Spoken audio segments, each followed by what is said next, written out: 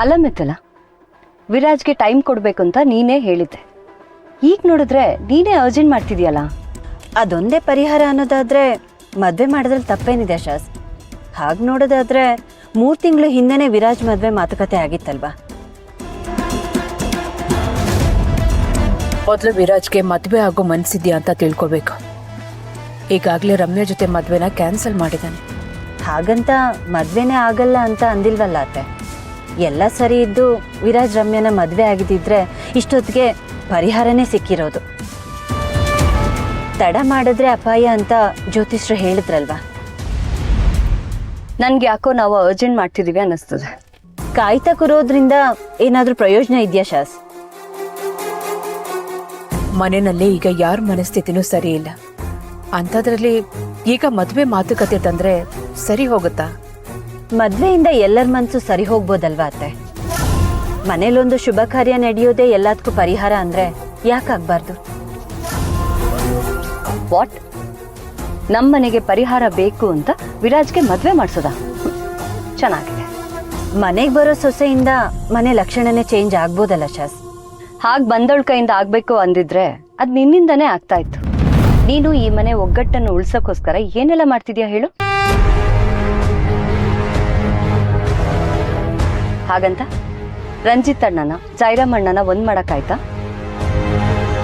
ಭವಾನಿ ಅದಕ್ಕೆ ಜಲ್ಲಸ್ನ ಕಡಿಮೆ ಮಾಡಕ್ಕಾಯ್ತಾ? ಇಲ್ಲ ಅರು ಅಮ್ಮ ದಬ್ಬಾಳಿಕೆನ ನಿಲ್ಸಕ್ಕಾಯ್ತಾ? ನನ್ನಿಂದ ಆಗದೆ ಇರೋದು ವಿರಾಜ್ ಹೆಂಡತಿಯಿಂದ ಆಗ್ಬೋದಲ್ವಾ? ಮದುವೆ ಮಾಡಿಸೋದು ಅಷ್ಟೊಂದು ಸುಲಭನ ಮಿತಿಲ್ಲ. ವಿರಾಜ್ನ ಒಪ್ಸಿದ್ರು ಅವನ್ಗೆ ಹೊಂದೋ ಅಂತ ಹುಡುಗಿ ಸಿಗ್ಬೇಕಲ್ಲ. ಮನೇಲಿರೋ ನಮ್ಗೇನೆ ವಿರಾಜ್ನ ಸರಿಯಾಗಿ ಅರ್ಥ ಮಾಡ್ಕೊಳಕ್ ಆಗ್ತಿಲ್ಲ. ಹಾಗಿರುವಾಗ ಅವನಿಗೆ ಸರಿಯಾದ ಹುಡುಗಿನ ಹೇಗೆ ಹುಡುಕ್ತೀರಾ? ಜ್ಯೋತಿಷಿಗಳೇ ಹೇಳಿದಾರಲ್ಲ ಶಾಸ್, ನಮ್ ಸಿದ್ಧತೆನ ನಾವು ಮಾಡ್ಕೊಳ್ಳೋಣ. ಹುಡುಗಿನ ಆ ಕಾಲನೇ ಹತ್ರ ತರುತ್ತೆ. ಹುಡುಗಿ ಕಣ್ಮುಂದೆನೇ ಇದ್ದಾಳಂತ ಜ್ಯೋತಿಷಿಗಳು ಹೇಳಿದಾರಲ್ಲ.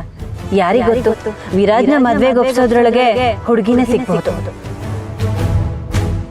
ನೀನ್ ಹೇಳ್ತಿರೋದು ಸರಿಯಾಗಿದೆ. ವಿರಾಜ್ ಮೊದಲು ಈ ಕಂಟಕದಿಂದ ದೂರ ಆಗೋದು ಮುಖ್ಯ. ಮೊದಲು ಅವನನ್ನ ಮದ್ವೆಗೆ ಒಪ್ಸೋಣ. ಮೊದಲನೇ ಹೆಜ್ಜೆ ಇಟ್ಮೇಲೆ ಹೆಜ್ಜೆಗೆ ದಾರಿ ತಾನಾಗ್ ತಾನೇ ಕಾಣುತ್ತೆ. ನೀವು ಹ್ಞೂ ಅನ್ನಿ ಸಾಕು, ದಾರಿನ ನಾನ್ ತೋರಿಸ್ತೀನಿ. ವಿರಾಜ್, ಎಲ್ಲೋಗ್ತಿದ್ಯಾ? ಏನಾಯ್ತು? ಮನೆಗೆ ಹೋಗಿ ಏನ್ ಮಾಡ್ತೀಯಾ? ಮಲ್ಲಿ ಇದ್ದಾಳಲ್ಲ ಮನೇಲಿ. ಅವಳನ್ನ ಕರ್ಕೊಂಬರಕ್ಕೆ ಹೋಗ್ತಿರೋದು. ಮಿಸ್ ಮೂಗುತ್ತಿಗೆ ದೊಡ್ಡಮ್ಮ ಹಿಂಸೆ ಕೊಡ್ತಿದ್ದಾರೆ. ಆದ್ರೂ ಸುಮ್ಮನೆ ಇರಲ್ಲ ನಾನು. ಅದರಿಂದ ಮಲ್ಲಿಗೆ ನೀನ್ ವಿರಾಜ್ ಅಂತ ಗೊತ್ತಾಗುತ್ತೆ. ಅದು ಅಲ್ಲದೆ ನೀನ್ ಮಲ್ಲಿ ಫ್ರೆಂಡ್ಶಿಪ್ ಮಾಡ್ತಿದ್ಯಾ ಅಂತ ಭವಾನಿ ಮೇಡಮ್ ಗೊತ್ತಾದ್ರೆ ದೊಡ್ಡ ಸೀನೆ ಮಾಡ್ತಾರೆ. ಅಭಿ, ಒಂದ್ ಕೆಲಸ ಮಾಡು, ನೀನೇ ಮಿಸ್ ಮೂಗುತ್ತಿನ ಮನೆಗೆ ಹೋಗಿ ಕರ್ಕೊಂಬಂದ್ಬಿಡು. ನಾನ್ ವಿರಾಜ್ ಸಂಪತ್ ಅಂತ ಆಕ್ಟ್ ಮಾಡೋದು ಮಲ್ಲಿ ಮುಂದೆ ಮಾತ್ರ. ಅದೇ ಗತ್ತಲ್ಲಿ ಭವಾನಿ ಮೇಡಮ್ ಮುಂದೆ ಹೋಗಿ ಮಲ್ಲಿನ ಕಳಿಸ್ಕೊಡಿ ಅಂತ ಕೇಳಕ್ಕಾಗತ್ತಾ? ಕೇಳಿದ್ರು ಅವ್ರು ಕಳಿಸ್ತಾರಾ? ನಾನು ಹೋಗೋಕ್ಕಾಗಲ್ಲ, ನೀನು ಹೋಗೋಕ್ಕಾಗಲ್ಲ. ಏನೋ ಮಾಡೋದು. ಏನ್ ಮಾಡ್ಬೇಕು? ಏನಾಯ್ತು ವಿರಾಜ್?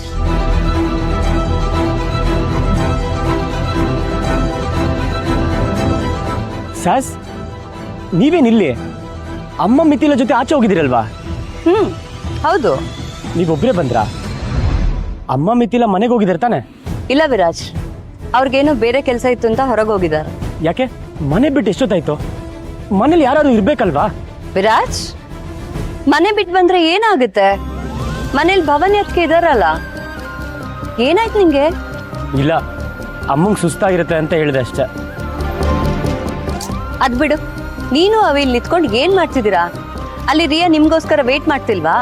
ಅದು ವಿರಾಜ್ಗೆ ಹೊಟ್ಟೆ ಸರಿ ಇಲ್ಲ, ಅದಕ್ಕೆ. ಹೌದಾ? Are you okay Viraj? ಹಾ, ಆರಾಮಾಗಿದ್ದೀನಿ ಸಾಸ್. ಇಲ್ಲ, ಆಕ್ಚುಲಿ ನಾನು ಆರಾಮಾಗಿಲ್ಲ. ಹೊಟ್ಟೆ ಇನ್ನೂ ನೋವ್ತಿದೆ. ಡಾಕ್ಟರ್ನ ಕರ್ಸ್ಲಾ?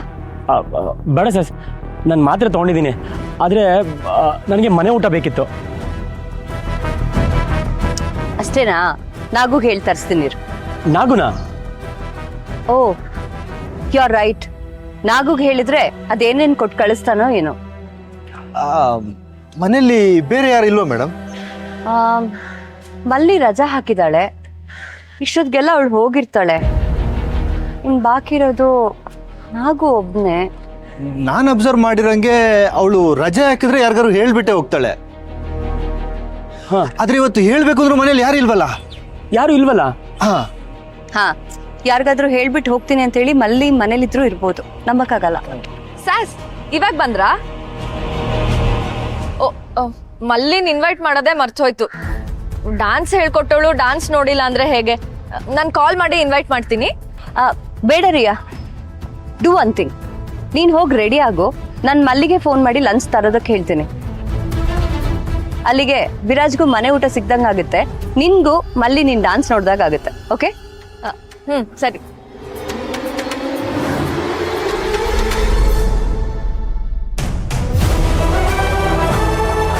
ಮಿಸ್ ಮೂಗುತಿ ಊಟ ತಗೊಂಡು ಬರೋ ನೆಪದಲ್ಲಿ ಮನೆಯಿಂದ ಆಚೆ ಬರ್ತಾಳೆ. ಅಲ್ಲಿಗೆ ಪ್ರಾಬ್ಲಮ್ ಸಾಲ್ವ್.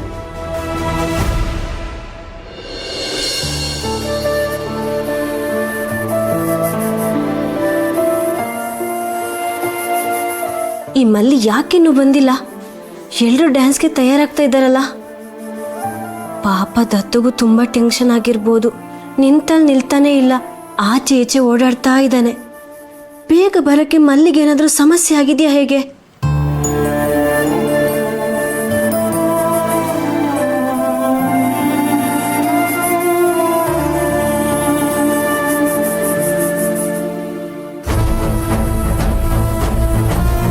ಹಲೋ, ಹೇಳಿ ಅದಕ್ಕೆ. ಮಲ್ಲಿ, ಎಲ್ಲಿದ್ಯಾ ನೀನು? ಯಾಕಿನ್ನೂ ಬಂದಿಲ್ಲ? ಇನ್ನೂ ಹೊರಟಿಲ್ಲ ಅದಕ್ಕೆ. ಹೊರಟಿಲ್ವಾ? ನಾನು ನನ್ನ ಮಗನು ನೀನು ಡ್ಯಾನ್ಸ್ ನೋಡೋಕೆ ಕಾಯ್ತಾ ಇದ್ದೀವಿ ಮಲ್ಲಿ. ನೀನು ಇನ್ನೂ ಅಲ್ಲಿ ಏನು ಮಾಡ್ತಾ ಇದೀಯಾ? ಕೆಲಸ ಇನ್ನೂ ಮುಗ್ದಿಲ್ವಾ? ಮುಗಿಯೋಗಿ ಬಿಡ್ತಿಲ್ಲ ಅದಕ್ಕೆ. ಅಂದರೆ ನನ್ನ ಮಗಳನ್ನ ಮತ್ತೆ ನಿಮ್ಮ ಮನೆಗೆ ಕಳಿಸಿದ್ರೆ ಅಲ್ಲಿ ಅವಳಿಗೆ ಮತ್ತೆ ಅವಮಾನ ಆಗಲ್ಲ, ಅವಳ ಸ್ವಾಭಿಮಾನಕ್ಕೆ ಧಕ್ಕೆ ಬರಲ್ಲ ಅಂತ ನಾನು ನಂಬೋದಾ?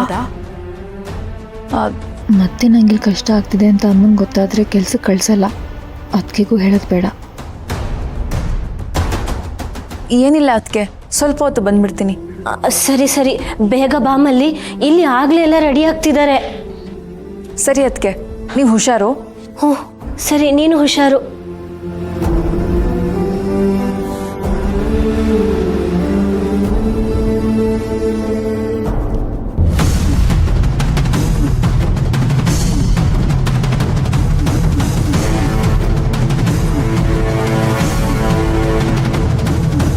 ಹೇಳಿದ ಕೆಲಸ ಮಾಡೋದು ಬಿಟ್ಟು ಇಲ್ಲಿ ಬಂದು ಫೋನಲ್ಲಿ ಮಾತಾಡೋ ಅಷ್ಟು ಅಹಂಕಾರನ ನಿನಗೆ?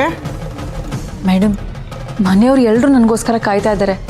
ಪ್ಲೀಸ್ ಕಳಿಸ್ಕೊಡಿ. ಇನ್ನು ಯಾವತ್ತಾದರೂ ನನಗೆ ಎಷ್ಟು ಬೇಕಾದರೂ ಕೆಲಸ ಹೇಳಿ, ನಾನು ಮಾಡ್ತೀನಿ.